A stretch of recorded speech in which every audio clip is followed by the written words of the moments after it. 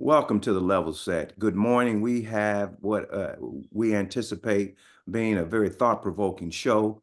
I have the pleasure of being joined by Dr. Charles Alexander, the Mike Jones, and Kwame, Jerry L. T. Christmas, attorney at law. And I am Attorney Larry Fields, and we will not delay this morning. We are mulling over the election results from the city of St. Louis, actually from the state of Missouri. And we're going to go directly to Mr. Mike Jones and the panel, so we can make some sense of what we just witnessed. Mike Jones, with respect to these elections in the state of Missouri, what are your takes on these as we should look at them from an analytical standpoint? Okay. Good morning, my brothers. Good morning. First of all, And let me add, welcome to the Level Set. I'm so excited. I didn't even take the show. Welcome to the Level Set. Go ahead, Mike Jones. okay. I would say the challenge of making sense out of it might be above my pay grade, but we'll give that a shot. I think you need to put, and let's just talk about what we're most interested in, and that's the first Democratic primary in the first congressional district, the Wesley Bell versus Corey Bush race. And I think you can put that into three different buckets if you're going to look at it. You got to take a more diverse approach. The first bucket is just the raw politics of the issue, which also would deal with her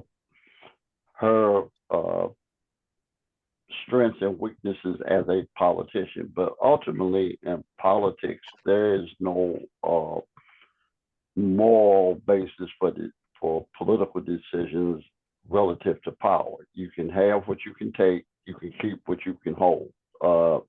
Nobody owes you anything, and the way you stay in a seat is to beat off anybody that challenges you.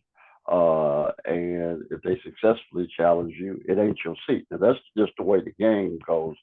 To quote Avon, in the game is the game. Okay, you're not going to change that with the lamentations of civilians talking about what was right or what was wrong, because that ain't got nothing to do with the streets of politics. The second thing is when you look at the numbers, white voters did not decide this seat.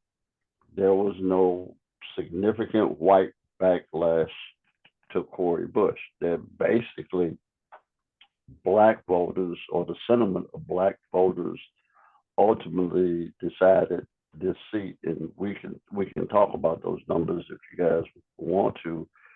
And then lastly, the impact of the outside money. First of all, it was impactful and determinative at a certain level, because without the money, it wouldn't have been a contest for the race. But you could say the money was not as impactful as you would have thought. $18 million was spent on Wesley Bell's behalf, and it only created or got a 50+1% margin. I mean, he literally got 51% of the vote. And that's a whole lot of money for 51%. I mean, if you just look at it in terms of efficiency or return on investment, that's a whole lot of money for a 1% margin. So you could say that the money was a major part, but it wasn't literally the determinative factor, which then kind of goes back up to her how she managed her politics, both in the election, but more importantly, during her tenure and the run up to the election.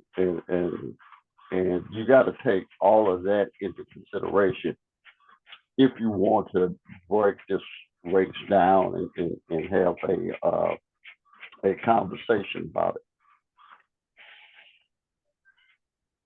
Jerryl, as we mull over what the Mike Jones just stated, did the Democratic Party support Cori Bush to the extent you think they should have? I think the Democratic Party could have definitely came in stronger. The state Democratic Party is pretty weak right now, so you can't expect a whole lot out of them. Maybe at the national level, they could have come in and supported her more, but ultimately, as Mike said, it's her seat. So it's her responsibility to make that happen. It's her responsibility to also take care of her district. The fact that they spent $19 million and he only got 51% of the vote tells you really what a bad candidate that was. And it also tells you something about us as a Black community when you think about it, because I often think, and most of the time, I think most issues break down to race and class. But for us in the Black community, this really broke down to me to a class issue. We have upper 10% of our community now, which is really us. Unfortunately, when I say us, I'm talking about myself and others, because most of thinking people in the Black community that knew that somebody from outside our community was coming in and manipulating this race, they still wanted to ignore that and vote for Wesley Bell. And for a lot of Black people, it really boiled down to the fact that Cori was just not acceptable enough to white people for them. It didn't have anything to do with Black people. It had to Or do with white people. or white people. Or It had, white people. or white people, it really boiled down to, like they would say, well, Cori is too ghetto. Cori, she wasn't ghetto. She was just too urban for them because they have become so moved away from our community. Like Mike talks about this all the time. We really are the enemy. This upper 10% always lived in our community when we were segregated. But when we integrated, they're allowed to move to different areas and abandon the people in our community. And they also take on their own thoughts.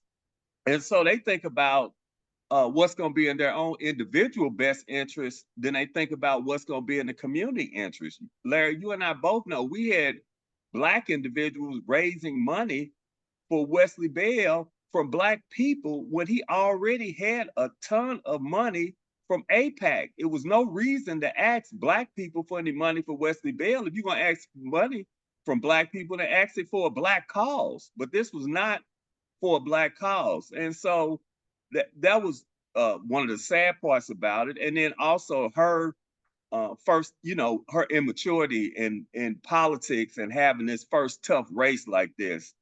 She should have come in a whole lot sooner and really started working with her constituency on a regular basis, really going back to old fashioned politics like Bill Clay did when he was running for office, having regular church meetings with his constituency. If Cori had been having regular meetings with her constituency on a regular basis, really in St. Louis County, where she knew she was going to have the most trouble with Wesley, she could have alleviated a lot of this. Because a lot of, people were being fooled by the commercials just because they don't understand the process. They say, well, the commercial would say, Cori has never passed a bill. Well, she's a 435, she's a member of a 435 body. You don't come in there as a freshman passing bills. And she really didn't tell her story. When Cori started in the House, the insurrection was her third day. So they said that Cori was ghetto because she said, we're banging to the end.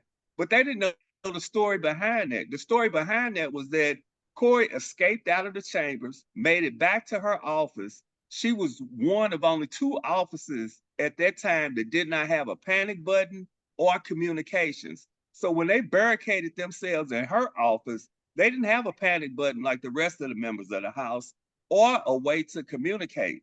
So what she told her staff is that if they come in here, because we have no way of hitting the panic button, we have no way of reaching out, communicating with people to let them know that we're being attacked by them, that we bang into the end. And if we from St. Louis, that's what we say. We bang into the end if they come in here. That's not ghetto. That's what we're gonna do. We're gonna survive. you know, that shows her tenacity. But those are stories she didn't tell that she should have told, or how when she slept out on the steps and saved 7,000 people from being homeless in St. Louis and made Nancy Pelosi, who made the president sit down, made Nancy Pelosi and the president and Hakeem Jeffries do something for these homeless people. Um, those are the stories that she really should have been telling that she didn't. And I guess that's where the, you know, the inexperience comes in. Or even like, you know, with just this past weekend when we're looking at honoring Michael Brown, and you know, Corey is looking to me sad at the memorial, but you know, you still a congressperson until January. So you got to roll it out. You got to put your face on, put your big girl pants on, and you got to come in looking like you the congressman, and you still got to continue to act like it. I don't know what your theory is, but you only lost by a little bit, and we know how people think about Mr. Bell being an opportunist. So you have opportunity to come right back and run against. He's most vulnerable the first time he runs. That is awesome insight from both of you all. Dr. Alexander, turning to you, it has been alluded by both of the panelists um, or family members, Mike Jones and Kwame, that respectability politics had a great deal to do with some of the decisions made. I even had a heated conversation on Thursday with a well, I'll say well-to-do individual that labeled uh, Miss Bush as ignorant. And I asked him, well, what did she do that was ignorant? Couldn't name anything. Um, his comment then was that, you know, Pelosi and Jeffries didn't want her, you know, they didn't want that. I was like, well, what have either of them delivered for us? Well, you know, then I get all of this, all of these abstract terms that they did, but nothing delivered to the people. And, you know, and then no credit, you know, so I raised the issues that Kwame just raised about what she was able to do in terms of saving those individuals from being evicted and so forth, and some of the challenges she was up. No credit was given to that. The bottom line is that it appeared that this individual wanted to appear a certain way in front of the white status quo.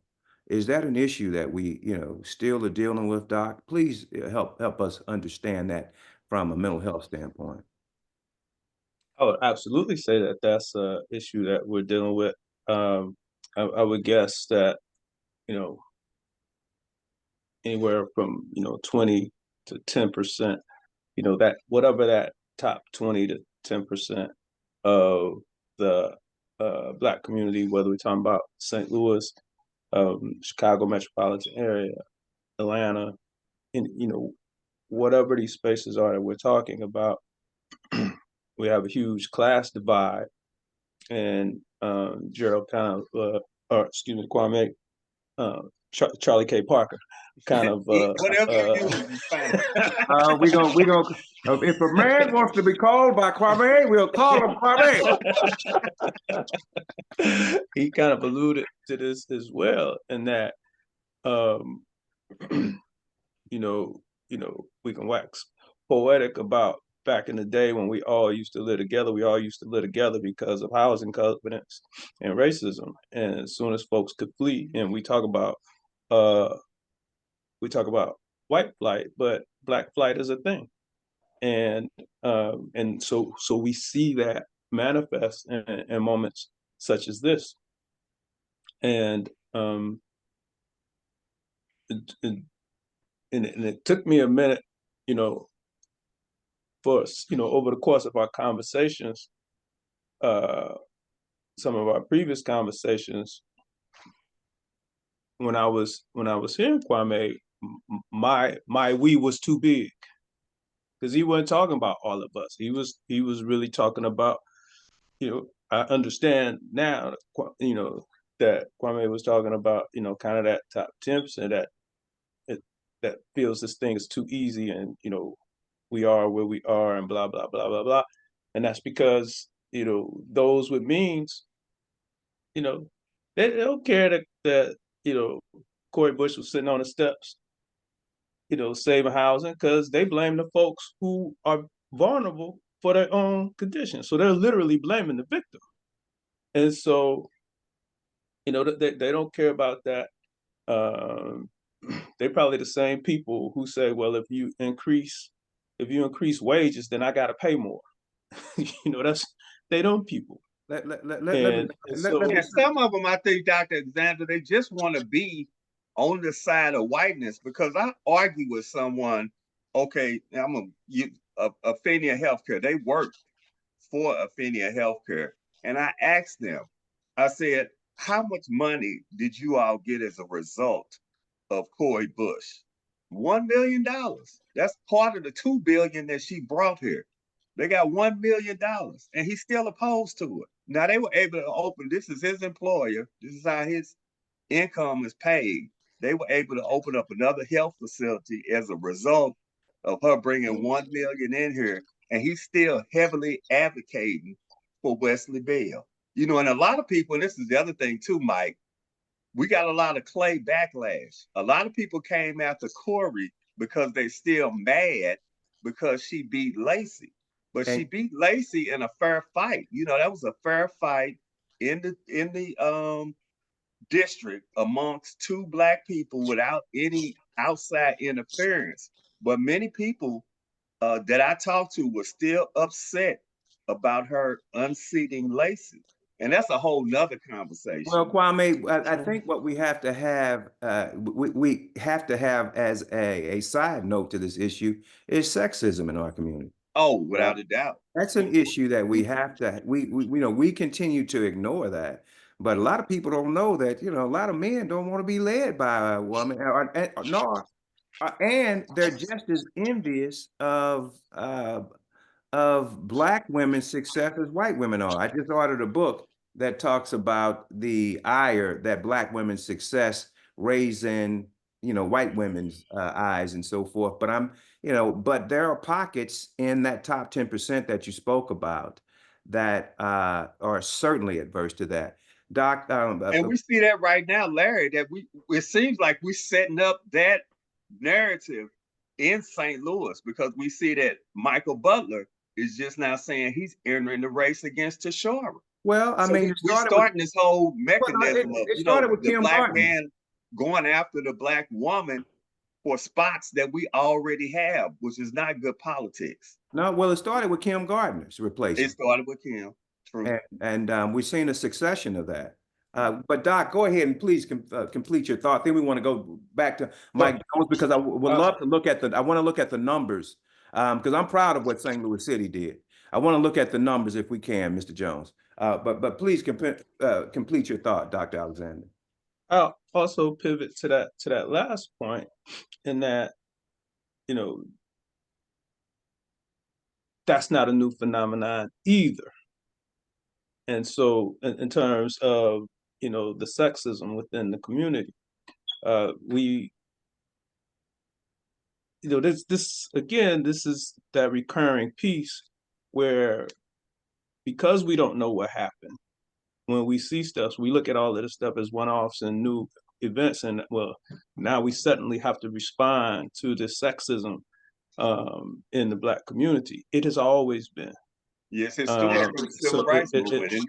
Yes, and it so happens that today is the birthday of Anna Julia Cooper, who is a renowned scholar who was born into slavery, lived 105 years, and I think she passed in 1964. But she was a noted scholar, one of the first 4 Black women to earn a PhD, noted educator.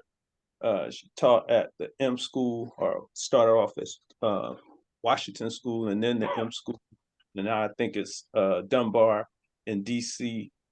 And she's credited as the first Black woman to talk about the concept of intersectionality before Kimberly Crenshaw actually coined the phrase in 1989. But in the 1870s and or the 1880s, excuse me, in the 1880s and the 1890s, she's having this conversation about intersectionality and the Black woman's plight. We're having to deal with both being Black and female, both with both in the larger society as well as in the Black community. And so this has been the problem since we've been here, but we don't necessarily talk about it as such. And so like even within every context of our struggle, it is apparent. It's apparent, and whatever people perceive to be the pure civil rights civil rights movement. That's why people don't know the impact of Ella Baker. It's apparent in the Black Power struggle when you see 100%. Well, I ain't gonna say 100%. I'm gonna say 95% of the pictures that you see of the Panthers, or even SNCC for that matter, Right. are usually showing men. They're not showing women. And even when you talk about SNCC, unless they're not talking. When you hear about SNCC, you're primarily, still you're hearing about, Stokely. You might hear about Willie Ricks, or affectionately known to Larry and I as Mukasa, and you probably hear about Marion Barry. You probably hear about Eleanor. You might hear about Eleanor. Right. You're definitely gonna hear about Rap Brown. You might hear about Sister Eleanor Holmes Norton, but you're not gonna hear about Ella Baker, who brought the whole thing together. And so this is what we've seen, through our battle, primarily because this is a white male patriarchy, and and we've kind of that's one of the this is one of the manifestations of our assimilation, and it impacts our politics dearly. Please repeat that first name again. And that was phenomenal. And then we're going to go directly to Mike Jones. Anna Julia Cooper. And Anna Julia Cooper. Everyone, let's write that name down this morning, or this afternoon, or whenever you have an opportunity to listen to us, if you do not know about her, as well as Ella Baker. Mike Jones, we grapple with this, the concepts that have been bantered about today. I'm thinking about this white adjacency that this 10% has to have, but I want to get away from that for 1 second, and let's look at the numbers, as you see them. Okay. Just a quick comment first to what Charles just raised. It got me to thinking. We, even at levels that fall into this way of thinking about our journey, we presume that what we're looking at is the beginning, middle, and end of our reality. And we really should consider the Black narrative as a big novel. So when you read a novel, the preceding chapters influence the chapter you're currently reading. That even though you're not thinking about the other chapters, what you're looking at today in this book that you're reading requires you to always be aware of the chapters that happened before you, okay? And because the story is a function of these chapters, and we have tendencies, and and I think it's being in America, because America as a place, the United States specifically, is relatively an infant in the scheme of human history. So most people on the planet have a sense of themselves that's 1 or 2 millennia. Okay, I mean, literally, you can go any place else in the world, and they'll talk about the last 2,000. They can talk about the last 2,000 years of what they were doing or not doing. You get the people in the United States, and everybody thinks history started with the United States. So we're completely ignorant of the past, and we ultimately it takes on a black flavor, but we are basically socialized the same way white folks are socialized in America, and because it's still just one macro culture. We have a different expression of that, but it's the same thing. So I want us just to be aware of, and to Charles' point about patriarchy, patriarchy is not a racial issue. The most oppressed people on the planet historically through human history have been women. Okay. And it's hard to find any culture, any civilization where women are not put in a second class position. Now, there are historical moments when that's not the case, but if you take the arc of human history, and it got everything to do with, I think, that human children are rather dependent for a totally long time. And it's kind of like with chimpanzees. Chimpanzees stay with their mama till they're juveniles, because primates don't function well independently when they're young, and so that made women dependent on men for food, protection, etc. Not that they weren't capable of doing it for themselves; they just couldn't do it and take care of the babies too. And you have to take care of the babies, else the tribe, the clan, the whatever can't procreate, because ultimately survival of the species is innate in all living beings.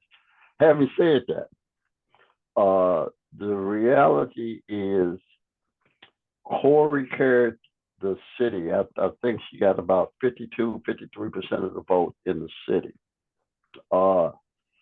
She got her ass kicked in the county and also in the black townships. She only Wesley carried all of the black townships but 2, and in the 2 that Corey carried, she only carried them by a few hundred votes. And even in the city, Wesley cut into her black margins all over the place.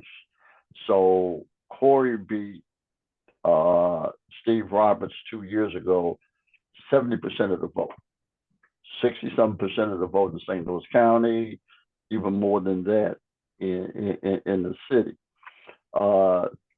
2 years later, her numbers are way down in both places. So that's what led me to say, if we're going to analyze this, we have to analyze black people's or black voters' predisposition to this race for whatever reasons they had it, because it was fundamentally different. Now we can speculate on why, and I have I'm gonna cast my vote with the respectability politics, because basically the way both campaigns were structured, there was little to no difference on all the big issues of the day, whatever they were. So obviously, then people were voting for something else other than I disagree with these most salient issues of the day, whether it's women's reproductive health, whatever Big, jobs, the big issue that the erudite crowd are citing is that she didn't support Biden's infrastructure bill. And let me explain that, Larry. And I'm gonna literally say that's a fraud. And I'm gonna say this as a professional politician.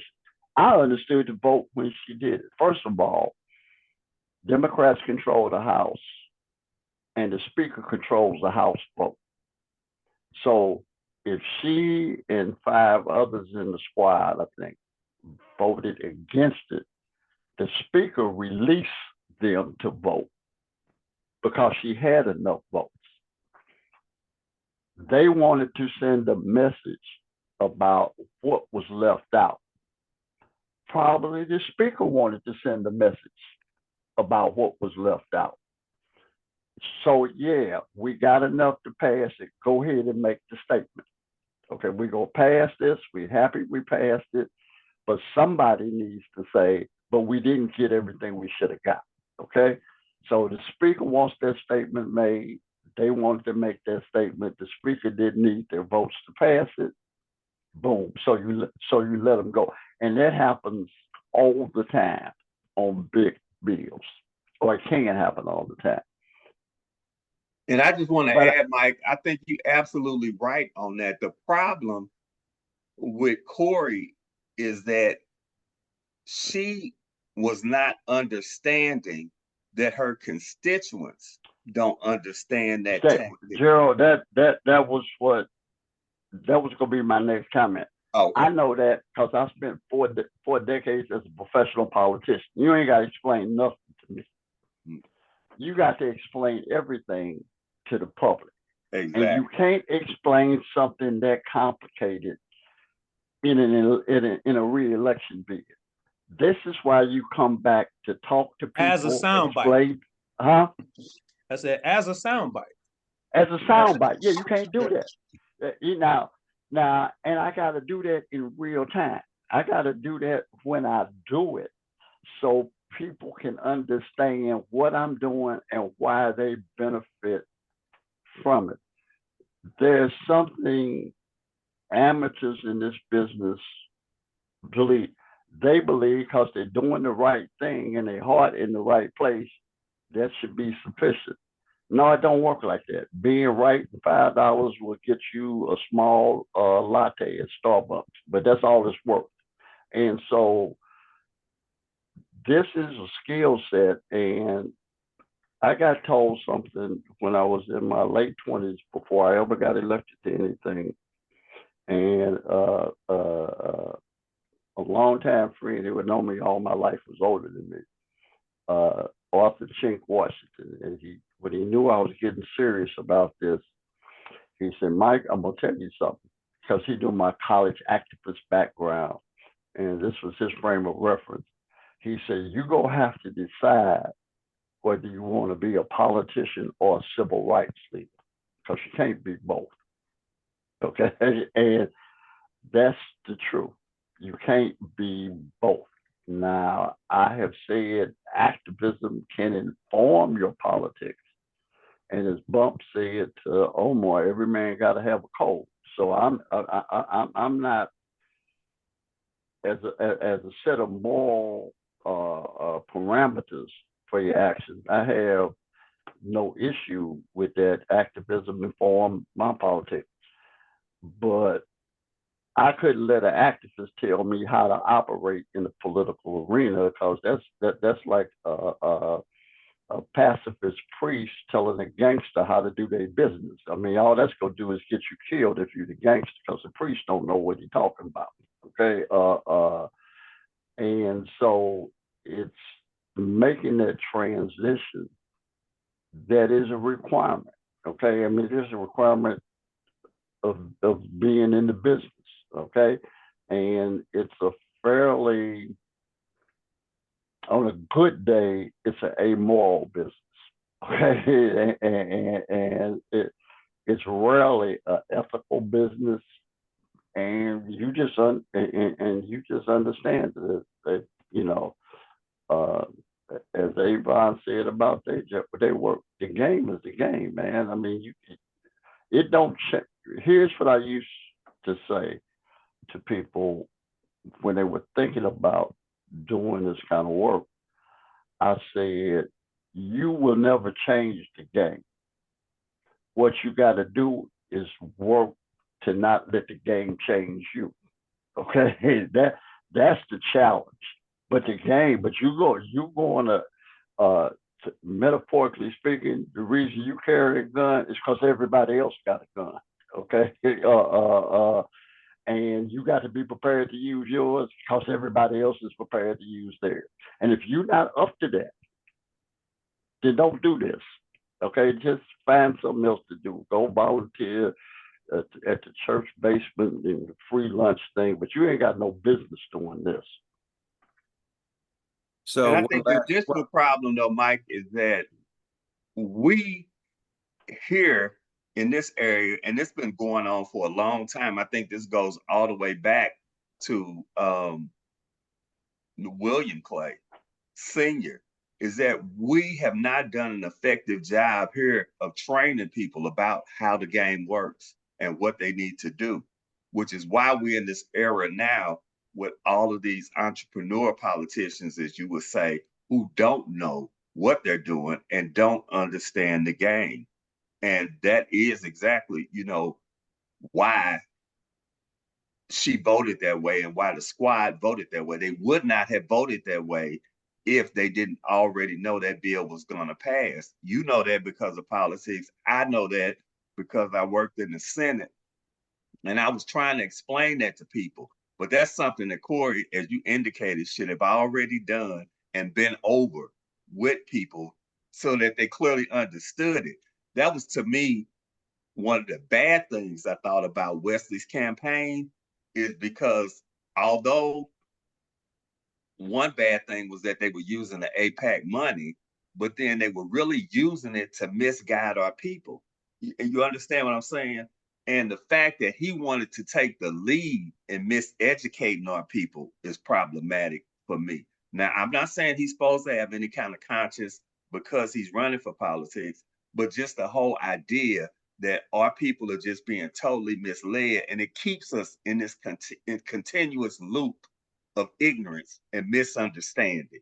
And that's what's frustrating. And then on top of it, you have educated people who know better, but they just as dumb about politics too. They may be educated in their own selective fields, but when it comes to how the Congress works and understanding Congress, they're ignorant and they're falling right along with the APAC commercials. And I think they're ignorant and and more have no idea than how that. ignorant they are. That's the Yeah, problem. they don't know how ignorant they are. Go ahead, Doc. A I'm sorry. man, a man who does not know and does not know he does not know is a fool. Shun him. Yeah. And so, but they don't know, kind of, period. And so, And that's the thing I'm talking about, Dr. Alexander, is that when I went to DC, and I went to DC with Claire McCaskill, I did not go to DC as a result of the Clays. So I also got treated differently in DC when I got there. And then I was in the Senate as opposed to the House. But I really realized how sheltered our people were back in St. Louis about the whole process in DC. That's a You nice way of understand what I'm putting it. saying? That's a I nice way. could That's a see that we shelter. weren't doing. That's a nice way of putting it, Jerryl. You're Yeah, kind. I Shelter. could see, right.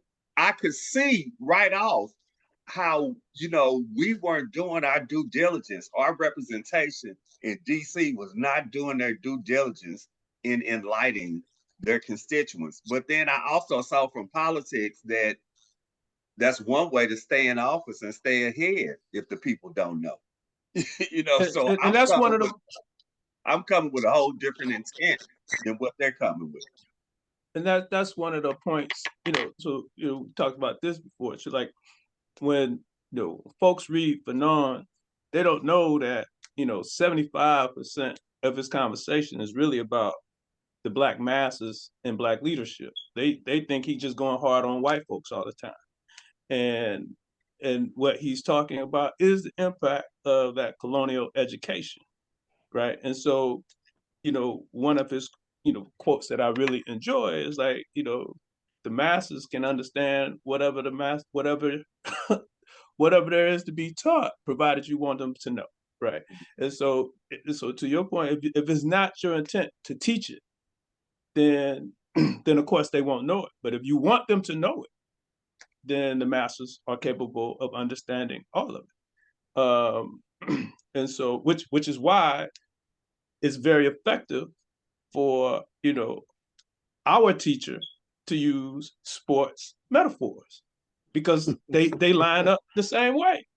And so Thanks, if you can Charles. I understand, appreciate that. so if you can understand,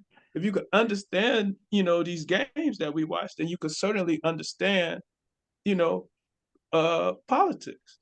But but you have to have that intention to teach the people. And so if that's not a part of it, then that's a problem. And then but again, back to this 10%, if you don't understand that the American Israel public what is it? Political action Public group. Yeah. it's American the American Israel Public Affairs Committee, right. Committee does not have our interests in hand, then shame on you. I mean, like what like the fact that they're funding means that he's not the guy. Period. Period. Period. Period. And so then from that point, you got to say, okay, so perhaps Congresswoman has some shortcomings. Well, we need to shore her up because we know he ain't the guy. And so, and that's the foolishness. But then on the other side, can I ask you this? We have this segment, because we also do have a poor community here. And we have I don't know, we have a number of individuals who, I guess in one way or the other, feel they will not survive if they don't take this money. Because it was a lot of money, and it still is a lot of money in the atmosphere. And this, there's a lot of money in this political atmosphere right now. So and a lot of people who had access to this money that was poor? Wait a minute. Hold a time out on that. I'm actually old enough to remember when the bag wasn't a metaphor, it was actual, okay? And the way politics works really was the money did change hands. The cash changed hands. So you had these Black political organizations who supported white candidates for larger office like governor, senator, even president. And they operated like Prop Joe in the combine. They got paid, and then they paid everybody else, precinct chapters, block workers. So if this is 1965, 1975, everybody got paid when folks were running, okay? Everybody. Because that's how you turned out to vote. That's how you won elections. There was no social media and stuff. Mm-hmm. And these organizations had credibility with their neighbors because they actually serviced the neighborhoods. They were how your kids got the summer job. That's why you didn't have to go down to City Hall to get your city sticker, because they take care of all of that for you. They might even know the prosecuting attorney if your son messed up something, but he didn't kill nobody. And so that's when politics, that's when these quote corrupt ward organizations actually work just like the city machines in Philadelphia, Chicago. They actually worked on behalf of the people. And what they asked the people to do was support the people that we asked you to vote for. So I'm from the era, I saw the back end of it, when people asked for who is the ward organization support. I want see your ballot. So you could be out there with volunteers and stuff, and that didn't matter. And they didn't deliver the whole war, but they delivered margins. In politics, a political campaign is won on the margins. Okay. If I can deliver 25% of the vote, I know I can influence that many votes. Then when you and the other guy run and y'all split everything else, I make the difference. So their power came from them being difference makers. What we have in politics now is the political equivalent of pimps, because that's what campaign consultants were. Here's the point. That's $18 million. They didn't a dime of it go hit the streets of the first congressional district in St. Louis. Matter of fact, for $18 million, I can understand how Corey lost if you pass the money out. I mean, somebody would say, well, I wanted to be with you, but they was just paying too much. Okay. So that money went to television. That money went to posters. That money went to consultants. Advertisements. So that's where the $18 million got spent. Okay. So you were just, as the candidate, you're the conduit. First of all, you go out and raise or collect the money for them, and then you give it to them, and they say, we'll spend it in your behalf. If that ain't a pimp, I don't know what is. Okay. Because the pimp don't do nothing but get paid. And so we don't have, and that's why I would suggest it's why people feel estranged from politics and government, because the average person never gets anything out of it anymore on a day-to-day basis. Okay. On a day-to-day basis. And that was the time up until, say, the late 70s, maybe early 80s. There was a time where politics could work for you as an average person in an average neighborhood. And that's not the case anymore. And it's more money now than ever before, but it doesn't get spent in the way it used to get spent, which also helped build the power of these political organizations. And these organizations, Bill Clay wasn't just a congressman; he was the committeeman of the 26th Ward. Okay, and these political organizations functioned year round, not just when there was elections. They were meeting every month. You could show up to the meeting and talk about the pothole in your street, or I'm applying for a job in the sheriff's office. Can you help me? And they say, sure, we can help you out. We'll make a call. Oh, and not only that, most of the organizations had people that worked in City Hall as a result of their political influence. So they had, quote, people on the public payroll every day who really had a vested interest in politics, because as long as the organization stayed in power, they kept getting paid. So there's a whole bunch of people that used to benefit from what our more college-educated bourgeois class would call, the street notion of politics.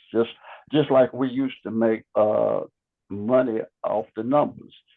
And now all of us go to casino and lose money and we don't make shit. Okay. but the policy game, the numbers game, they paid off. And guess what? Somebody was making a living that you knew was making a living doing it. So we've kind of lost sight of what it means for Black people to hustle and make a living in America and be okay. And our leadership class, that 10% or 20%, whatever numbers you and Charles are using, Kwame, is a function of now a neo-colonial leadership class that is really servicing a status quo that doesn't benefit the masses of Black people. I think it's always been a function of that neo-colonial class, in recent times. But let's turn our interest to August 9th being the anniversary of the Mike Brown murder. Let's call it a commemoration as opposed to an anniversary. Well, we can call it a commemoration. We can call it that. We can call it an uprising. But let's turn our Commemorate the uprising as well. we can call it an uprising and the commemoration. Jerryl, it sounds as if you've attended some of the festivities. Are we better off or worse? We worse because we still got the same issues, and the fact that it's 10 years later and we still dealing with these same issues, then I would say that we worse because we're 10 years later and we still have the problem with the municipal courts. We have still 90 municipalities in St. Louis County with at least 70 of them with courts that are still using that funding to power those municipalities. We had some accountability, some slowdown, but we're really back to the same system. Nothing has changed. And we still need to eliminate and consolidate the municipal courts. That's still a problem. But we're going to still have a push against that because we have so many people that are not only in the municipalities making money, but then individuals. Larry, the lawyers make a lot of money in the municipalities in representing the people in the judgeships and the city attorney positions, in the prosecutor positions, in the municipalities. That's still problematic. 10 years later, we still have no accountability for Darren Wilson for killing Michael Brown, which was the main reason Wesley Bell was elected to that office, because of the sham grand jury that Bob McCullough did, that we thought we'd get some accountability. And he really came on the scene, and 2 years into his term as prosecutor, he did us worse than what Bob McCullough did. I went to the meeting with Leslie McSpadden, Michael Brown's mother, with Wesley Bell, where he told us that he had been doing a secret investigation and it was being closed that day. Not only that, he talked about why ethically he could not prosecute Darren Wilson when he had hired a white woman from the Justice Department to look at the file that he didn't even look at. He didn't even take the time to look at, and tell us that there were issues that he could prove beyond a reasonable doubt. When I reminded him that his burden to prove as far as charging is probable cause. Is it likely? Is it possible that he could have done it? That's easy a case to indict. Michael Brown was unarmed with his hands up. Now it's the jury's burden to prove whether or not the case was made beyond a reasonable doubt, but that's not his burden to charge.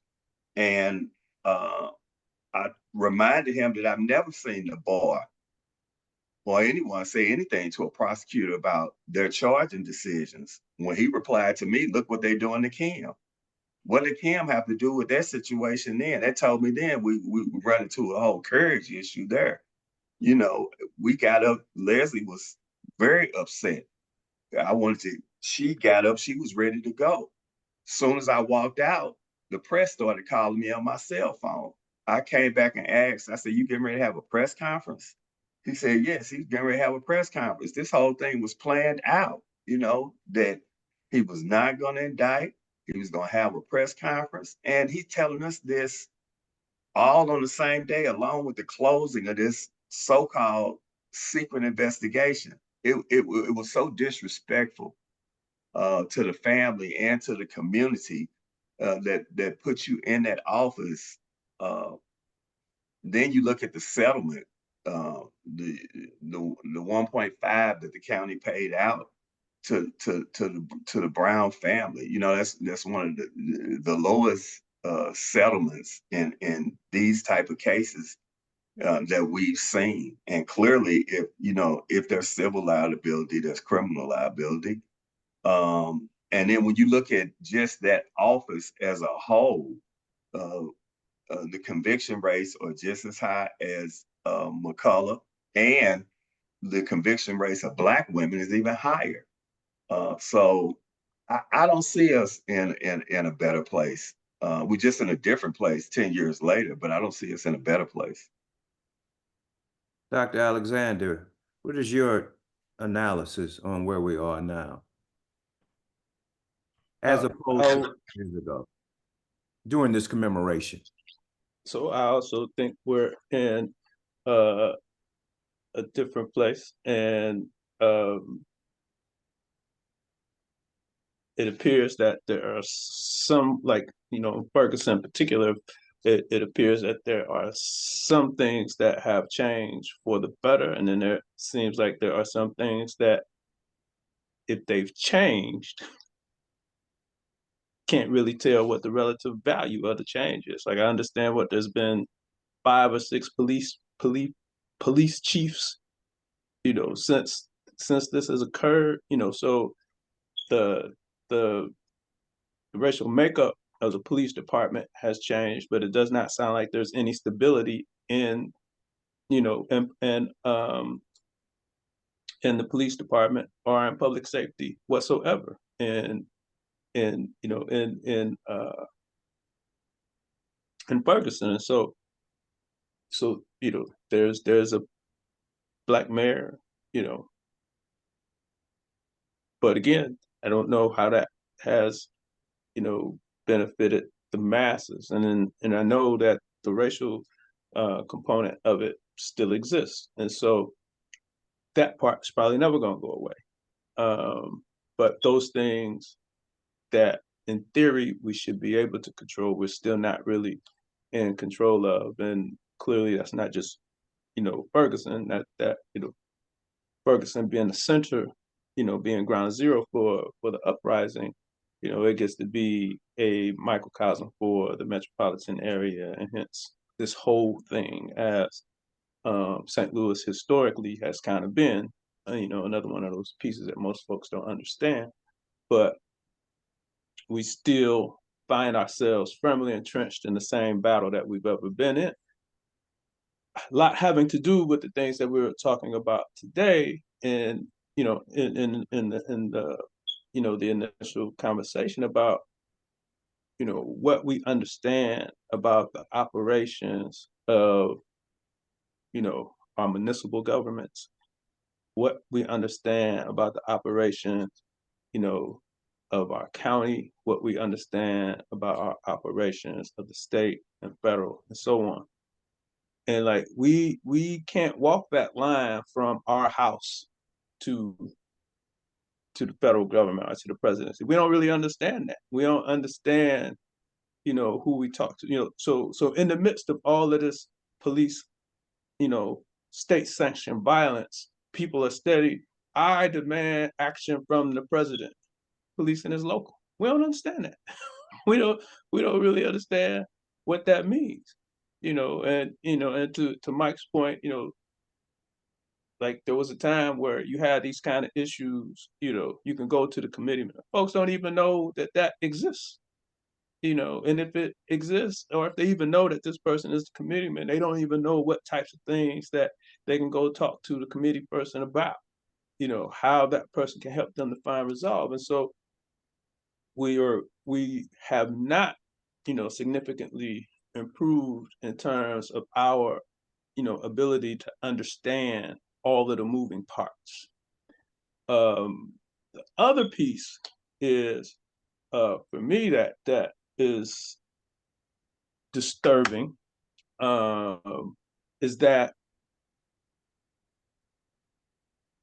in the context of the uprising, in the context more specifically of what the event that led to the uprising, and that being the state-sanctioned violence committed against Mike Brown and the murdering of Mike Brown, is that you can see now given the circumstance in in Springfield, Illinois, that we had fooled ourselves some kind of way into believing this wasn't happening. And then when we got turned on and saw that it was happening, and then once we got turned on to see how much it was happening, because we had fooled ourselves, we were really just denying it, acting like we didn't know. And we go from, that 6-year span from Mike Brown to George Floyd. Well, now we burnt out. And now we just traumatized all over again. And now we're avoiding it. And we're acting like, why the people ain't in the streets now? Right? And so all of that stuff we was doing, I ain't gonna do this no more. I ain't gonna do that no more. I ain't gonna do that no more. We doing all them things we said we weren't gonna do no more in the interest of, what of our failed protests were. We back to doing them. I ain't gonna shop no more. Well, you shopping, still buying tennis shoes, all of those things, they tripping, they tripping on Cap at the Olympics. He ain't thinking about y'all. Saw him yesterday. He was hanging out with the basketball team. And so we haven't progressed to the point where we can just accept, not accept from the point of view that we ain't gonna do nothing, accept the reality that this is what it means to be Black in America, act accordingly. Right? We struggling with that still, and that's how we end up vulnerable. Mike spoke it just like Fanon wrote it. These Black folks, they neocons, and so they are neocolonials, and all they about is the status quo, right? They not, they're not here to change anything else. I was talking to another guy in the political space, and he was like, you really gotta appreciate that, not appreciate like, but appreciate like understand. He's like, you really have to appreciate that, for many of these, Black folks who think they're in the top 10%, most of them look at the Jewish community as somewhere to, as a model. As an aspiration story. And so if we acted more like them, we would get better. And so they keep it getting Jews for white people. and so the thought is that, it can't be a problem with dealing with, AIPAC, because look what it does for them. And, so just no real concept of what this thing is, no real concept, no, clearly no fundamental concept of white supremacy, right? And so it seemed like we're moving to a point that was just no consciousness at all. Well, yeah. But so the thing is, like, even with that point, is that, I think when we look back, we overestimate the level of consciousness that existed in the past. Like, I don't think we losing consciousness. I think we just becoming more aware and alert of how this thing has looked. There's always, as we were talking about last week, this is what Walter White and this is what the NAACP is the model of this. The NAACP is, in its formation and in its actions is literally the forebearer of AIPAC moving the CBC around. Them white folks that started the NAACP said, look, W.B. Du Bois, you're going to do this. Look, Walter White, you're going to do this. Look, whatever that other cat is from Kansas City, you're going to do this. And they did it. And that's the same thing that that AIPAC is doing with Jeffries, with this joker now in St. Louis. It is the same thing. And so, but if you don't understand, because that's the other piece, most folks don't know that the NAACP was a white organization, that, with Jewish folks that were sympathetic to the plight of Black folks. Now, that part is different than the APEC, because APEC is not that. Right. APEC is just trying to move the pieces. The NAACP was just purely a paternalistic white supremacist organization. And so, in its founding. And so, but we don't understand that. And so, since we don't understand that, we don't see it coming. Right. And so, we got to go through this all over again. Because and when you add, you got people thinking that there's somewhere to get. If I could add that real quickly, Larry, when you were saying, are we better now than we were then? That's another reason why I think we're worse now, because even when Dr. Alexander talks about the NAACP and these other organizations, just look how quiet, and I'm talking about here in the St. Louis metropolitan area, our institutions and our organizations are now. Like, for example, the clergy. The clergy was nowhere to be found in this election. They've been nowhere to be found for a long time, since before COVID. This is the quietest clergy I've ever been a part of, even going to my own home church. There's just no interaction, no feedback. Reverend Gray, now he got engaged, but he's from outside. I thought it was interesting that an outside clergy person could come in and take over the way that he has. This shows just how silent the local clergy has become. They don't say anything about anything. NAACP, nothing coming from them really. You think about even John Bowman from the NAACP was supporting Corey, the county NAACP. You would have thought they'd have been more engaged with this. It's just our institutions. You don't hear anything from our institutions. We heard more from our institutions 10 years ago than what we hear from them now. That is true. Mike, in the arc of I love the way you context the arc of time and the pace at which we need to monitor things. In the arc of time, you've seen 10 years since this incident occurred. In the entire arc of time, what do you think of the movements that have been made and, to date, and consistent with the movements that have been made? Do you foresee a time in which we'll be able to see a change if we continue to move at this pace? A couple things. To Charles's point, that was what my initial comments were talking about.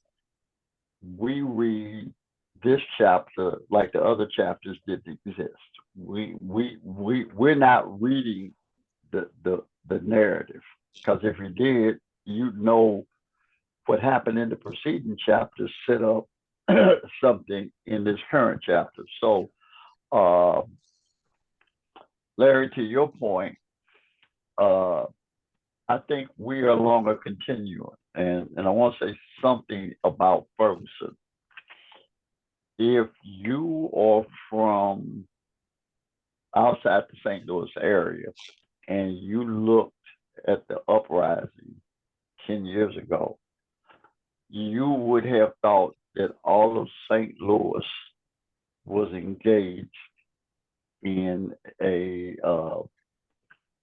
and I'll just say a violent reaction to the murder. When really Ferguson is a little place, and I'm gonna put Ferguson in context.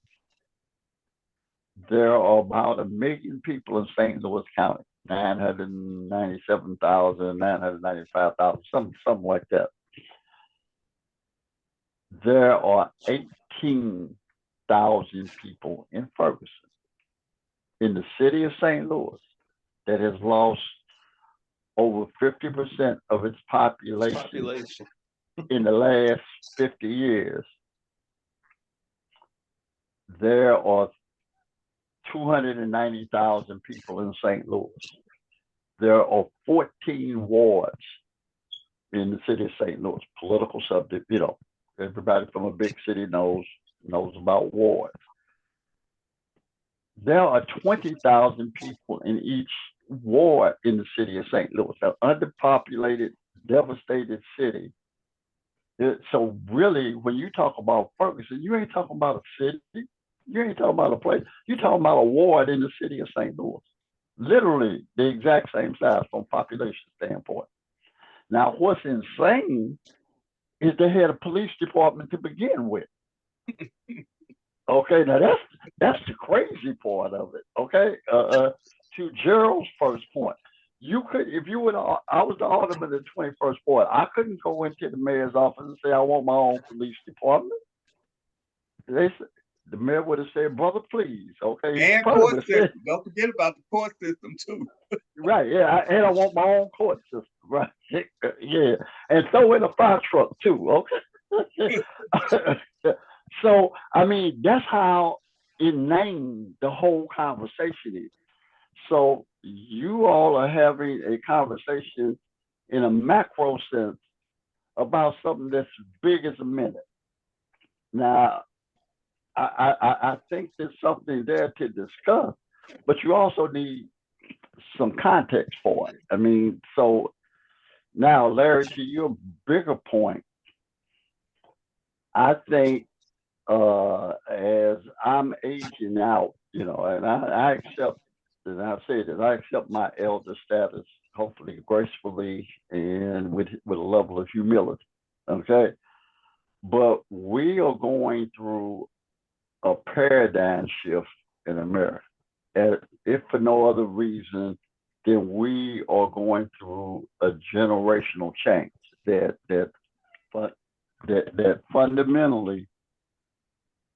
fundamentally, the leadership is transferring from, let's call it a baby boomer generation to Gen X and below, whatever that means. It just means if you're my age or older, your grown kids are now grown enough to be the leadership. What that means for me is, and the way I've always phrased this, is America is changing, but America hasn't changed. So that the underlying predicates are still very much the same, but at the superficial contextual level, things are different. I mean, the Black experience, my Black experience, and I would suggest, because I know how old you guys are, your Black experience is totally different than your children's Black experience, my grandchildren's Black experience. So, and the reaction to Kamala Harris's candidacy, nobody my age, even a little younger, could have predicted that. Would not have seen, forget Biden stepping down and her get the nomination. That's not what I'm talking about. You could not have seen this coming.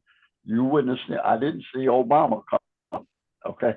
I mean, because in my American experience, white people wouldn't do that. There would never be enough white people in America. The few white people in America that would do something like that got on the bus for Freedom Summer, and they were a handful of white people. I would literally say I've never seen anything like that. Now, I don't know what that means, but I know it's why the Donald Trumps and the MAGA Americans of this world are so terrified, because they are witnessing the same paradigm. If whatever this was, it's a real possibility it won't be that going forward. Now, will it be better? Will it be worse? I have absolutely no idea. But to Charles's point, our analysis of our situation stays too stagnant. Okay, we kind of live in Einstein's universe, not Newton's. Although both of those two gentlemen are probably misapplied. But basically, in the Newtonian universe, everything is constant. Nothing changes. In the quantum physics universe of Einstein, the universe is constantly expanding. So whatever the universe was now, when you go out, that's a different universe. So our analysis, and all of us here kind of like jazz, you need to have more of a jazz mentality so that you can listen to Louis Armstrong to understand a Kenny Garrett or Christian Scott, because they're connected, but this is also not the same thing. And because Americans are not intellectually very curious and really kind of glory in ignorance, we're not bringing the kind of tools we need to understand our condition and explain it. And I will give Du Bois and Woodson and all them, what they were struggling with is, what's the theory of the case for Black people in America? How do you make some sense out of this so you can understand it and then act on it? And right now, we are as lazy as shit intellectually, and we are as ignorant as white folks relative to our condition, and that's our fault.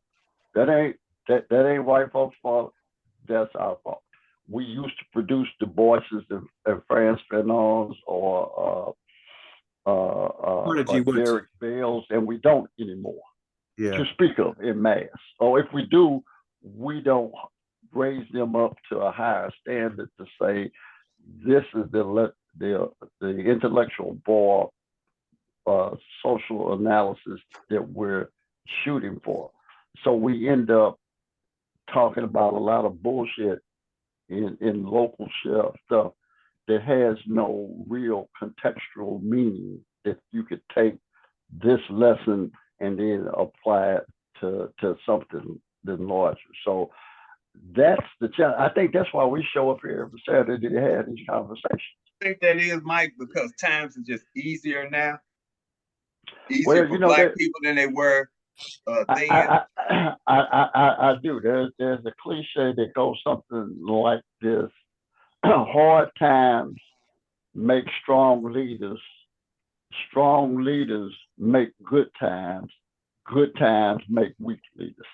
Yeah. And I think that has a lot to do with it. Also, I think when you talk about the time continuum, and especially with Black Americans, I think a lot of that has to do with our lack of exposure to our African heritage and our lack of exposure to Africa itself. Because it's interesting to me that you would talk about the time continuum, because it really didn't hit me until my last visit to Ghana.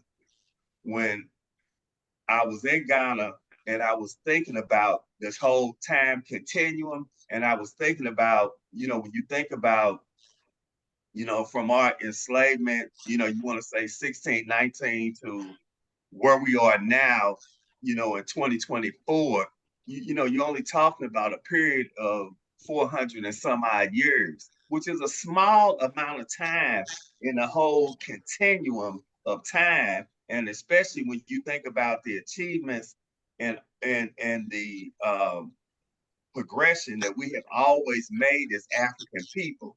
And I think that's what's missing from our understanding here in America.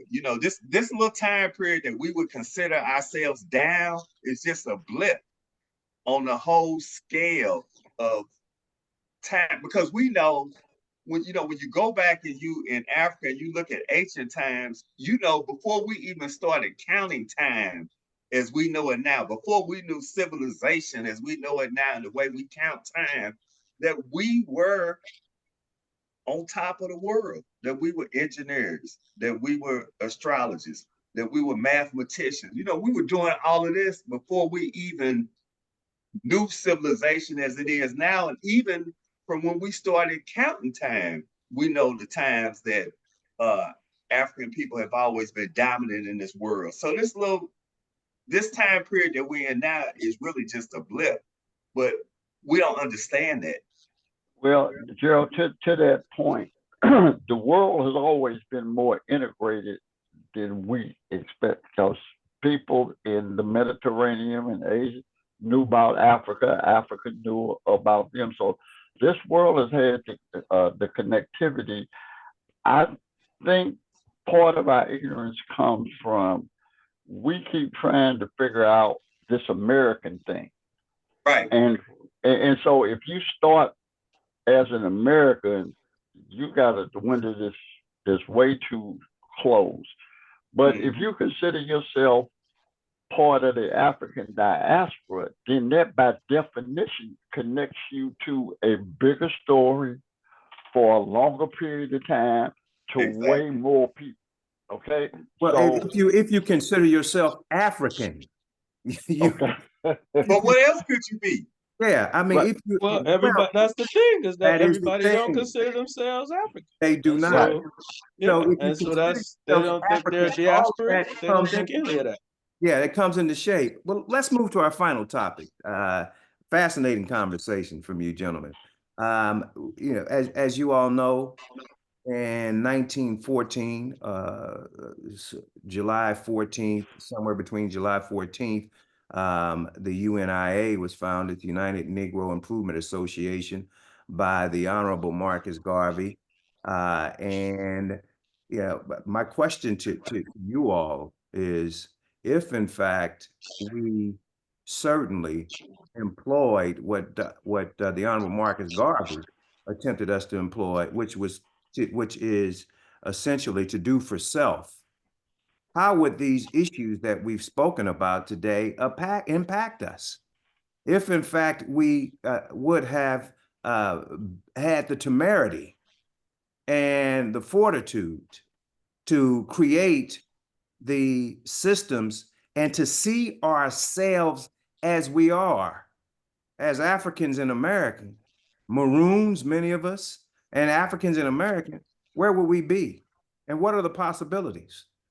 Larry, Charles, I'm gonna lose power in a minute, so let me get this in, and I'm gonna get on my phone and let me back into the thing. But I'll say this: we take that too literally now.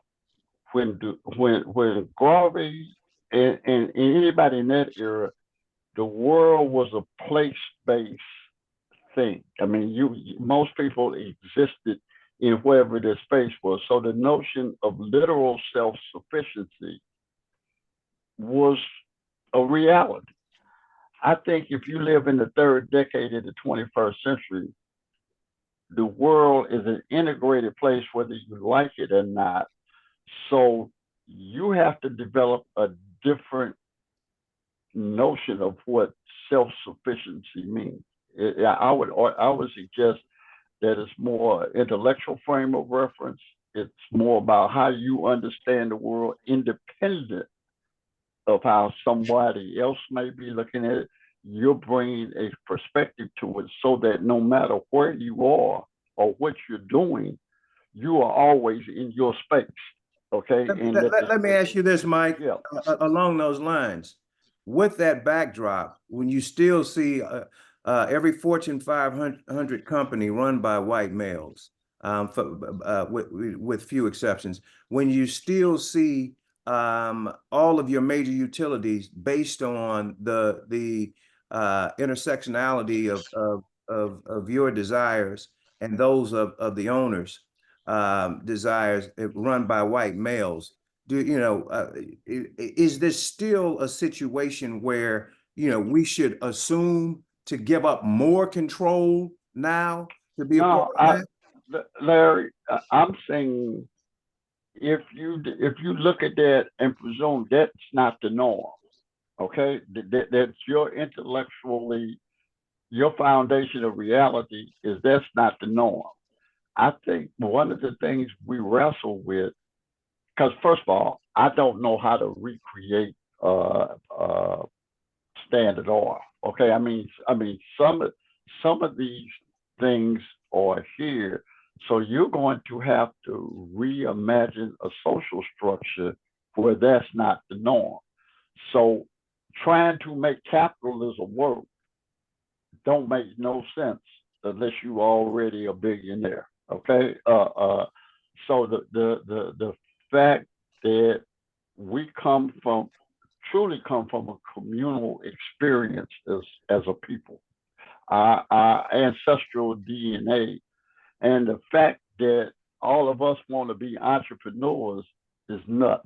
Okay, that's a failure to intellectually understand your ancestry, the spiritual basis for how you encounter the world, etc. So once you can change your mindset, you know, as your favorite carpenter would say, as a man thinketh, so he is.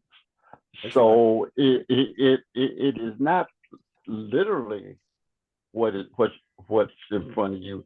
It's how you understand that reality, and then how you choose to respond to it. Okay, and at that point, you got a lot of options once you recognize that this is not the natural order, and therefore it has no legitimacy with me. Okay, I do not have to accept it. I don't have to figure out how to work with it. I'll figure out how to change it, because it's not a legitimate way to look at human life or the way I choose to live. But do you know how radical that mindset is?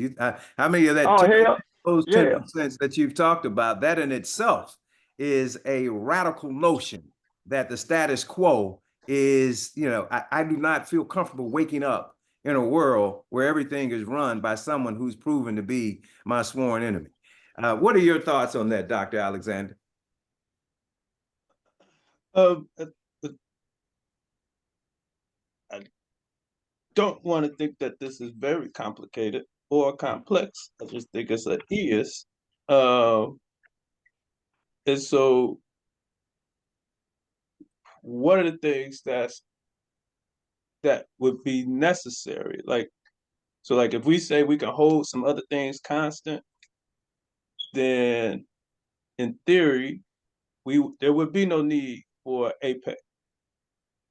We wouldn't be vulnerable to, these outside forces. But again, what we have to account for is that the enemy is coming. And so, whereas, it's not uncommon for people to connect, so people have probably read Garvey's response to um, the East St. Louis massacre or the Springfield massacre. But Garvey was here during the Tulsa massacre. And so, and I'm not saying he didn't have a response. I am saying I haven't read it. And so, but my point in that is that in order for us to have gotten from there to now, that was going to require a sustained effort by us to ward off the United States government.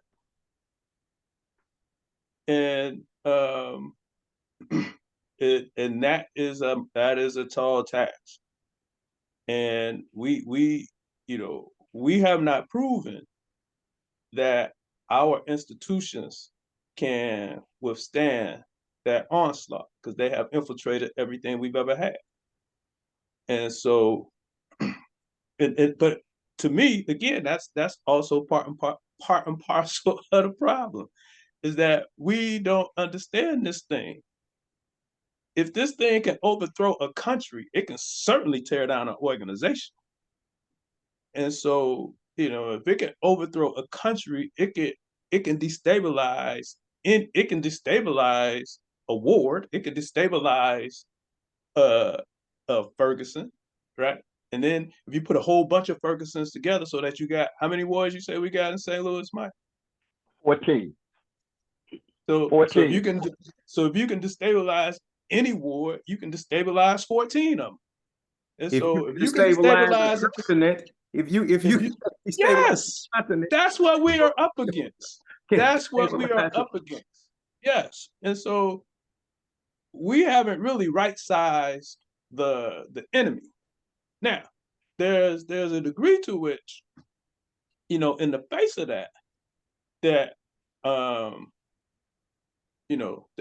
would definitely argue that, in the main, we have put up a good fight because we are still here. And we have a growing population, despite what folks say. And so to that end, I think we are, clearly we're not all thriving. But the fact of the matter is that the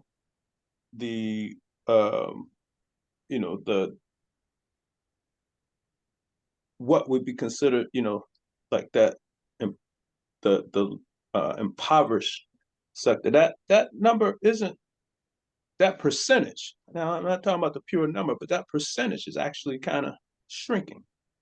And so now we always had to be mindful of numbers, and kind of the rules of mathematics. And we got to know that as we increase with, in our extremes on the high end, that pulls all of our numbers to the right, so that makes all of our averages go up, and so we do have to consider that. But there's also, even in that space, there's still a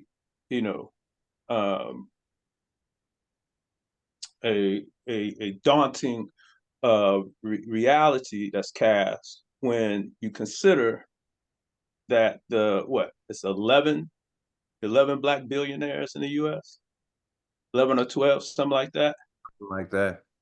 Okay, so together they make up somewhere between 35 and $30 billion together, right? So together they make up less than 1/10 of what Elon Musk has. Oh, Bezos. Or Bezos, so it's like, together they have less than the wealthiest white woman. Together. And so this is a tricky thing for us. And so that goes back to Mike's point, like, we ain't got the capital to be talking about capitalists. Right? Now, we got the capital to be cooperative and collective. And that's what fits into your question, that, if we were doing commerce with Africans, with the diasporic African, we would be in a better situation. And that's the point, because it first of all, there are services that are being provided to us by governmental entities that we are funding, and we have every right to have a say and control over those things. So we're not going to recreate and have a separate water system in every city. We're not going to have a separate utility, gas and light system in every city. But in terms of doing for yourself in those areas where we should, we could certainly do much better than we do. And we have some models. We have some models. We have some models that we can use right now that we're doing, and we're doing well. I think the legal community has done an incredible job of taking care of Black clients. And I think, you said the legal community? I think in terms of all lawyers not named Wesley Bell. Well, you know what? I am glad to see a sense of humor from Dr. Alexander, because he's typically so laser focused and straight laced. But Jerryl, what are you, Dr. Alexander? You look like you had a comment. And then we're going to go directly to Brother Kwame. I was going to say that. So, like, as with other things that we've discussed on here, I would really suggest that people go and read the Constitution of UNIA, because he accounts for all of that. And And whereas they are very, very, very clear that your membership and your leadership in the body, requires that you be African, right? It requires that.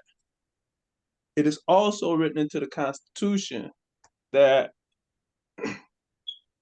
if you live in the United States, you respect the United States government, you respect the United States flag, and this, that, or the other. So this wasn't we about to start our own, at least not on the front end. This was not, we about to have our own power company. We about to have our own this. He wasn't talking about coming off the grid, coming off the grid. He was talking about a way that we interact amongst ourselves that empowers us wherever we are. So, and that's what's the problem with some of the other things that we've tried since then and why they fail. We don't have the infrastructure to do this, that, or the other. Let me ask you all this. You bring let me ask you this, Brother Kwame. Why are we so adverse to the power, to assuming power, taking power over even our own agency? There's something deferential about our community and refusing to assert the power that we have. I think it comes from, I think it's a side effect of being enslaved, because we still want to be taken care of, even now, even in our present condition, even with our ability, we don't want to accept responsibility for ourselves because we have been taken care of in this country for so long. And we have developed that mentality. We still at that point right now where we want to be taken care of in our communities. And I think, Garvey was right on point with the whole, idea about, self-confidence and self-esteem and what we can do, that we've been a mighty people and that we can rise as a mighty people and building that in us. Like you said, he was not talking about moving off the grid or any of that, but it was about how we interact with each other as African people. But when you say that as African people, we got a big disconnect in this country about whether or not we are African people. Not only, and I thought about this again in my travel to Africa, because not only are we distant, when we talk about just our concept of being African people, but just our ability to even visit the continent. When you decide that you want to go to Africa, that's a 10, 12-hour flight. You understand what I'm saying? It's not like going to Jamaica or going to the Bahamas or or shooting down to Mexico. They have us so far away from our roots, from both a geographic standpoint and from a mind standpoint. And that's what keeps us and allows them to have the kind of control that they have over our mindset. And that's what we constantly are trying to break out of. And, and as like Mike said, attacking this capitalism, is a major hurdle and a major barrier for us, but it's not the way to our success. I'm reading now about, Kwame Nkrumah in Ghana and the whole, getting together United Africa, which is what we should be working on over here. One Africa. Working on the United Africa, Pan-Africanism. One Africa. And, in Pan-Africanism, when you talk about that, we also talking about socialism, because we know that is going to be what's best for us in a communal way for us to operate. But we're going to have major forces that are trying to break us down in that way. But, the other thing for us, too, is that we are highly caught up, and especially when we talk about that top 20%, we are highly caught up in being American as opposed to being U.S. citizens. I think, Garvey was saying more to me that you all are U.S. citizens. You're not Americans. You're living in the U.S. So, yeah, you're going to follow the rules of the U.S. You're going to abide by the laws of the U.S. and those type of things, but you are not an American. You are not part of this whole, when people say I'm American and this whole culture and the flag waving, that's not you. And these people don't want to accept that that's not them, but that's not them. You're a U.S. citizen. And, we have to be thinking from a global standpoint, and we as a people have not moved to that point. And that's what's so problematic. We have to be looking at this from a global standpoint as Africans and connecting with Africans all across the world. Africans on the continent, Africans in America, Africans in Haiti, Africans in the Bahamas, Africans in Jamaica, we're Africans in Europe, we're all Africans in Portuguese, we're all Africans. We are all Africans on the same mission. And when we can get back to that mission in the whole time continuum, which I believe we will get back to that, it may not happen in our lifetime, but we have to use the life that we've been given to push that narrative, to push that agenda with our children. And that's what we have not been doing. And that's where we really have to come together, because we had coming out of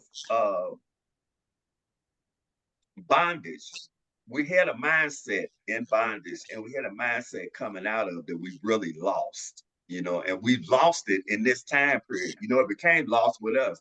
I like to say that we're the beginning of the end. You understand what I'm saying? Because we're the beginning of these easy times, and the times have just gotten easier with us, and we strayed so far. It's only easy for that top 10%, and not easy for the rest of the people. No, not for the rest of the people, but I'm just talking about us. Like, we'll be the first ones, and and I'm just as guilty. I'm not pointing the finger at anybody, but we'll be the first ones to have our kids in these white environments, in these white schools, away from Black people and away from understanding their African culture. We might be the first ones in mass, but we the first ones. I'm talking about the first one in masses. Like, we have. I know in my family now, I have Black people in my family now that can't be comfortable around other Black people. You understand what I'm saying? Like, but they always existed. It ain't always existed. Not in my family. The reason that it may have always existed, but not to the level that it exists now. Because I don't ever remember us having conversations in our family about kids in our family that can't go to a HBCU because they can't deal with. That was because that was happening before you were born. Those conversations. It was. That's why they left when they could. Who? The Black flight. If it weren't that, Jerryl, or Kwame, excuse me, if it wasn't that, we wouldn't have experienced Black flight. It's always been there. But that's a part of the thing. Some of the Black flight you experience because people want to access. They just want to. But it's the same thing. Like I asked my aunt and uncles, were we better off in segregation and integration, and they when they talk to me, they say, as a community, as a people, as a whole, we were better off in segregation as far as mindset. But the only issue was that they could not get anything. They couldn't have any. You couldn't eat. They didn't have anything. The only thing was you couldn't eat. I said the only thing was you couldn't eat. Right. And so again, but that's what I'm talking. So we have to right size this thing. And so this place doesn't work because it's fundamentally intended not to work. Not to work. Like for us. What one of the problems with with our reading of the Dred Scott decision is that we really believe that Tanny is wrong. He is absolutely right. They set this thing up to do exactly what he did. Exactly.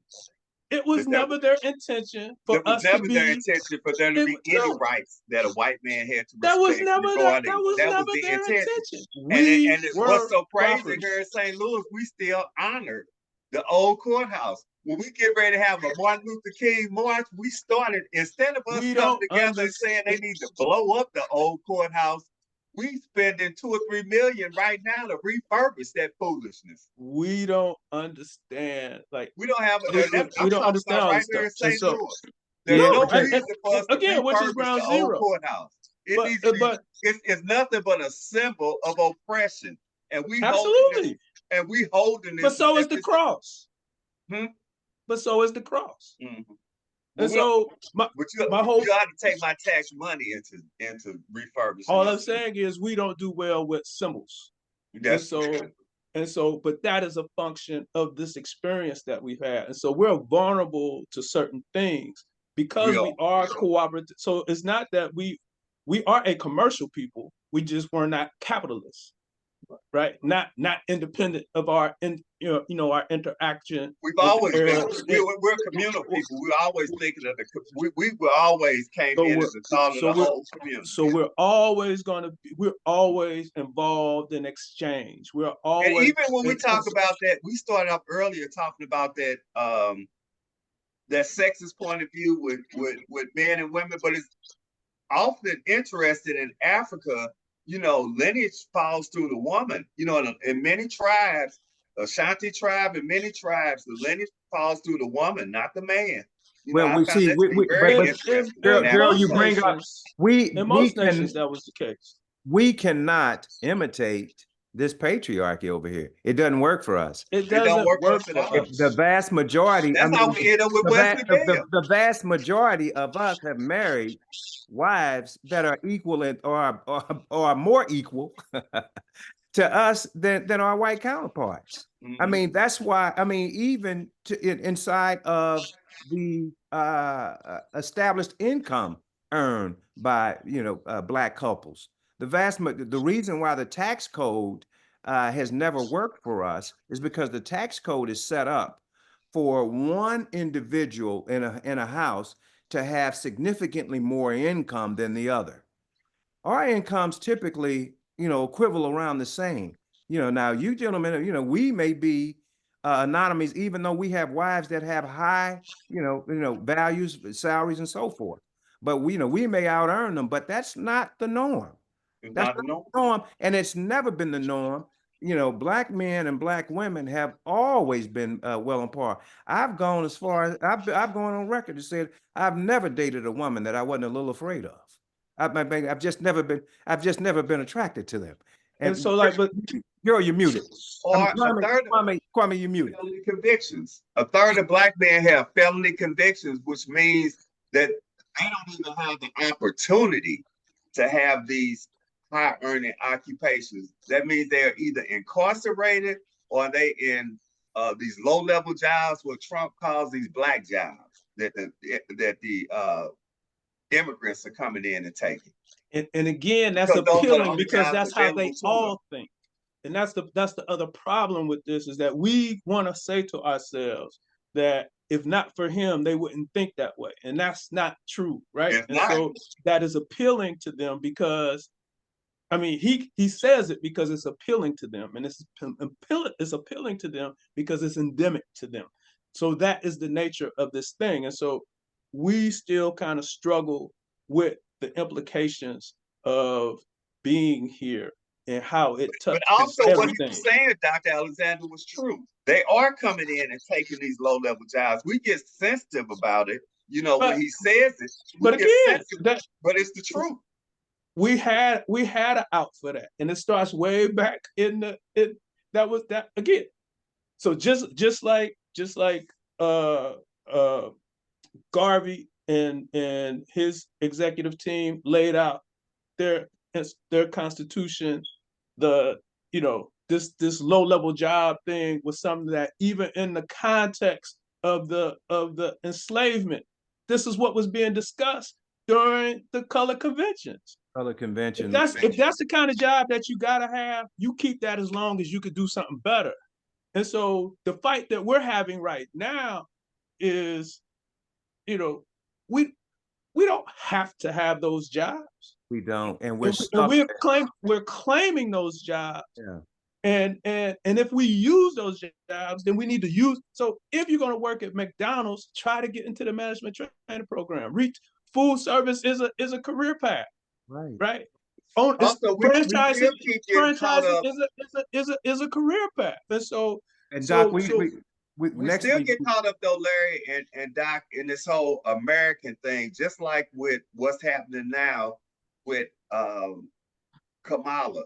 And we just jumped on these calls and we talked about, we done got, black men, they had black men call and raise $1 million. A black woman call, raise $1 million.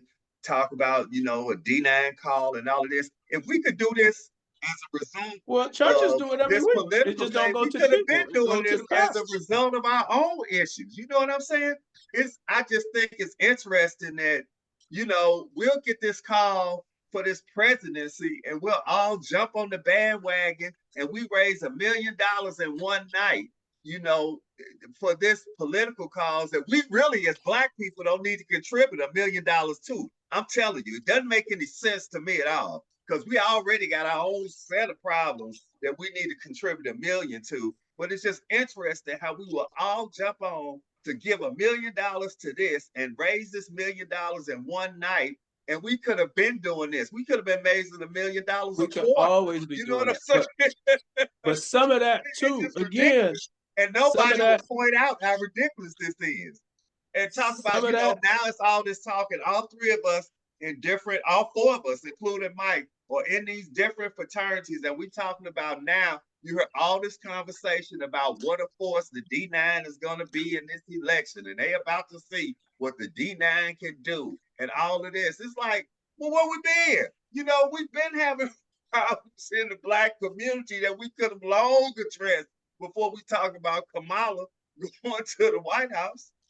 Let's well, go we, ahead we, and well, we will turn out the vote. But again, the thing you have to look at is that because of what our inherent strengths are, there are certain things that get distorted and we are necessarily vulnerable to. And so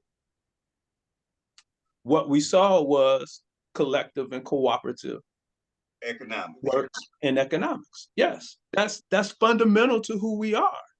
And we did it in the interest of her. We did it But in we the forgetting interest. about collective Wait, work and We responsibility did in it. the interest of us. Wait. We did it in the interest of Barack. Maybe not, but not to the degree that we did it for Kamala. And so that might represent a progression. Now, the thing is, we haven't done that. We ain't do that for Clinton. We ain't do that for Hillary. And so there is a point in which our actions intersect with who we say we are, in that we did that in those two situations. Now, the fact of the matter is, it happens on Sundays. That's not a sustainable model for the community. The way that it happens on Sundays, it's got to happen. To your point, we got to move this beyond just, just Barack and like we need the fund. If we had a pack, so like when I was having my conversation about APEC with another operative, and he was talking about how there's X number of us who see, who look admiringly at the at Jews.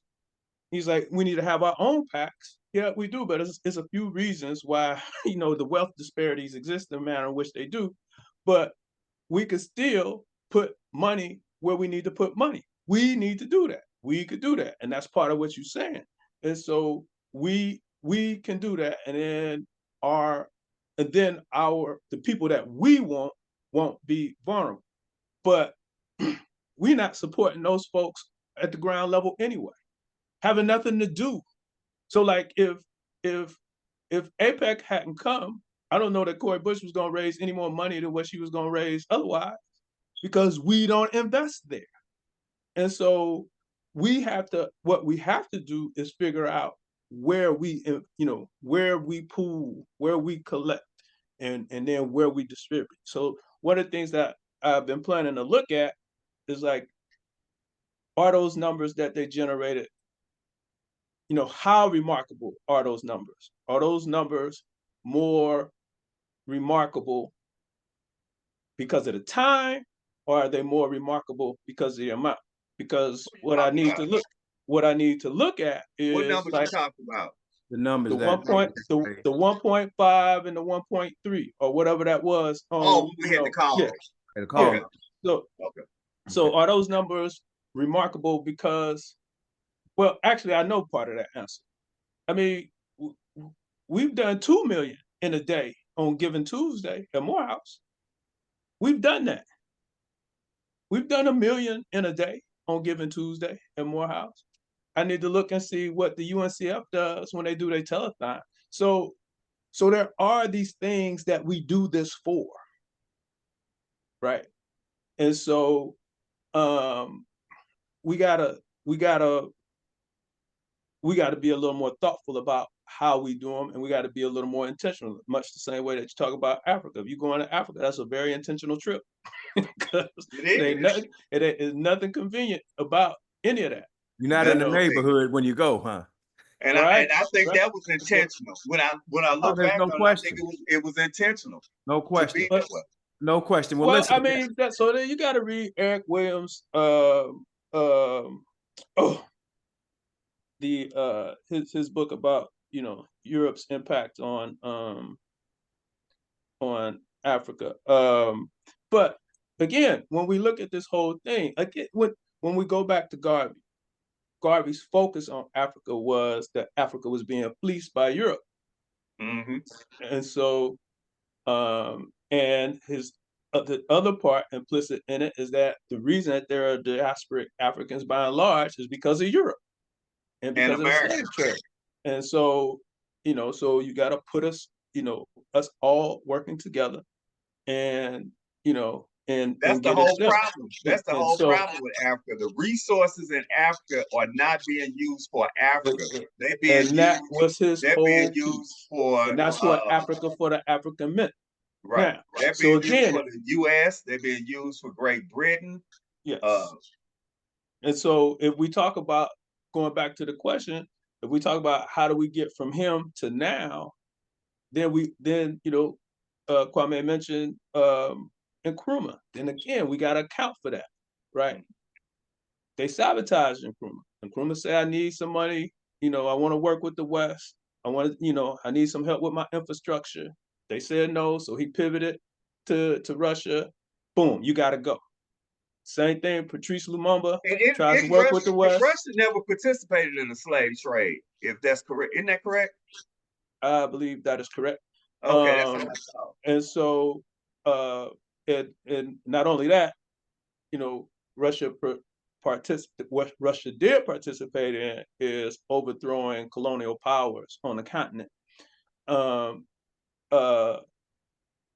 Patrice Lumumba wanted to invest in his infrastructure. The United States said no. He pivoted to Russia. They assassinated him. Mm-hmm. Chairman Ho wanted to engage the West. He built the Vietnam's, the people's, the revolutionary people's constitution is predicated on the United States Constitution. He pivots to the United States. They say no. He pivots to communism. They try to come at him. He kicked their ass. And so this is what we also have to consider when we look at what it would have looked like to come from there to now. Now, when you read that, like they got everything covered. It's like, certainly there might be something, but when you talk about the thoughtfulness that went into the establishment of that program, the only thing that could bring it down was the United States government, right? And it still functions, but it only functions at an info of what the vision was, right? And and like even if we look at the Nation of Islam, it functions, but it doesn't function as the nation functioned at its height, right? Because that is the perpetual pressure by this thing. And so, and even when we start like this easy thing, it's not easy. I have a reaction every time you say it, because if it were easy, we would not die disproportionately regardless of income.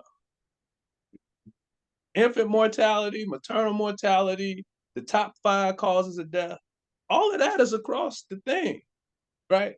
And so the only thing that might have an income piece to it is the you know, is the homicide rate due to gun violence? But I think if you chop up homicide, and you might find something different. But if you just look at just like the gun violence, then that number might be, you know, kind of tied to that number might be tied to income. But I'm not sure that the murder rate in and of itself is tied to income. But in terms of the top, I mean, it's a reason why we die of premature deaths, because this thing ain't easy. It just looks different. And it ain't easy for none of us. But those of us who have more have a greater ability to distract ourselves. You know, and so we can go and do all of the stuff that we go and do that make us think that we live in. Right. And so this thing is hard, always has been, always will be. What we have at our disposal is that ability and intentional behavior toward the fight. Well, what you just said is the mantra that we are not telling our people and our children, that this thing is hard. It's gonna always be hard, and it's gonna always be a fight. We have them under some kind of illusion about, well, I mean, but that's part of the at some point, or that, you know, and especially like, my children, in particular, they have this illusion that, this is just how, it's not that hard, because everything, so much is done for them, and they've been provided, so much, so they believe. So we just got to teach them. Yeah. So we just got to to teach them. You always have to be working on trying to ground them and keep them grounded. But not everybody is really, in our culture, everybody is not working to keep their children grounded in this whole African fight. Well, folks, most people aren't. Right. That's the thing. Is like, but I think it's a different. And then it makes it even harder. You understand what I'm saying? Fight, we got these internal battles that are still so hard. We just came out of one. With this whole, that's what Wesley Bell and Corey Bush was. But again, Kwame, that's. And then how do you respond to that? That's why we are here. I guess that's a whole nother conversation. Like, now that Wesley Bell has won, how do we respond to him being our representative in Congress? Well, you got to start preparing to get him out, because he's not about to do jack doodly squat for the masses. Right. Not at all. So listen up, fellas. I mean, this is an incredible conversation that we need to continue, and God willing, we will. It is very, very clear. You can put 100 generations of eagles on a chicken farm, but they will never be chickens. They will always be eagles. As such, we are Africans, and we need to act as such. And it is very, very clear that if we at least employ the tenets of of the Honorable Marcus Garvey, you would have to respond to us differently when we go to a prosecutor and say we want this individual prosecuted. You have to respond to us differently when we go to Congress and say we want the George Floyd bill passed. You would have to respond to us differently when you come to us for money and we raise $1 million in 15 minutes. So these are things that we need to continue to work on. And I would like for you guys to give us a very as close to 15-second salvo, so we can move and close out the show, and let you all get on with the rest of your work that you have planned for today. So I stated the wrong author. It is actually Walter Rodney, How Europe Underdeveloped Africa. And so again, like, we can't look at whatever we're seeing here and anywhere else in the diaspora or on the continent free of the impact of the destroyer. And so we absolutely have an identity problem, but that's not new. That's if what happened, it's been happening. It's been happening since we've been here. That's why they changed rules. They say, okay, we don't want, we want to limit part of the reason why they limited the transatlantic, because and also limited the number of folks who could come from the Caribbean during, the enslaved Africans coming from the Caribbean, because they are much more aggressive than those who were born here. There were That far was more all part. Maroons. They had That far is more Maroons. all part of it. And so there's nothing about what we're seeing that is happenstance. So what we got to do, again, we got to revisit the ancestors. We got to crack some of these books and work to posit ourselves in that timeline. So because our responsibility is to do the work that we were destined to do. Absolutely. Kwame. No struggle, no progress. And we got to maintain our focus in this struggle. And we've got to think about, Marcus Garvey always said we are mighty people, and we have to believe that. We really have to believe and have self-confidence in ourselves. That's one of the main things that Marcus Garvey talked about. If you don't have, you already twice defeated, I believe he said, if you don't have self-confidence in yourself. And so you have got to have self-confidence in yourself, because that's what the enemy is always attacking, is our confidence. And to all our listening audience, we are a mighty people, and we have confidence, and we're going to maintain that confidence. And that's the issue that we're going to have to juxtapose with teaching our children the fact that it's going to be a fight and it's hard, but you have to have the confidence to do what's necessary, because you're equipped to do it. So we want to thank you all for ingratiating us, and we look forward to having these conversations and further discussions and work towards the ends, not just discussion, but work has got to follow up these things. And we thank you all.